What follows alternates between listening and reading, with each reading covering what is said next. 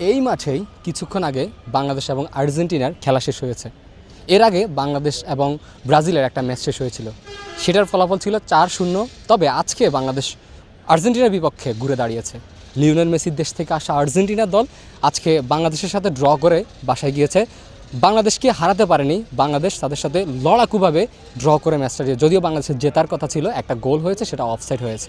তবে এই দুটো ম্যাচে যারা নজর কেড়েছেন, যারা বাংলাদেশের ভবিষ্যৎ হওয়ার প্রবল সম্ভাবনা যাচ্ছে, সেটা হচ্ছে একজন ম্যাজিক্যাল মিডফিল্ডার ইব্রাহিম নওয়াজ, যার কথা বললেই নয়, যিনি আলো ছড়িয়েছেন, বাংলাদেশের প্রত্যেকটা ফুটবল সমর্থকদের মন কেড়েছে, ভালোবেসেছেন।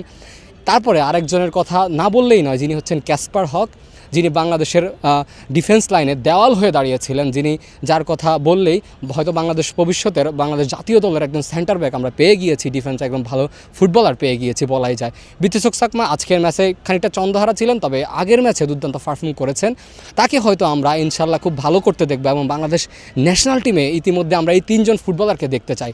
ঈশান মলিক এসেছেন, বয়স একটু কম, তবুও তিনি দুর্দান্ত পারফর্ম করেছেন। আজকের ম্যাচে তেমন কিছু দেখাতে পারেননি, তবে ব্রাজিলের সাথে ভালোই খেলেছিলেন। তো এই সম্ভাবনা নিয়ে আজকের এই স্টেডিয়াম থেকে আমরা বিদায় নিচ্ছি। পরবর্তী ব্রাজিল এবং আর্জেন্টিনা বাংলাদেশের মাটিতে খেলবে, এটাই আমাদের জন্য সবচেয়ে বড় পাওয়া। এটা থেকেই বলে বিদায় নিচ্ছি আজকের ভিডিওতে। এতটুকুই, ধন্যবাদ, আসসালামু আলাইকুম।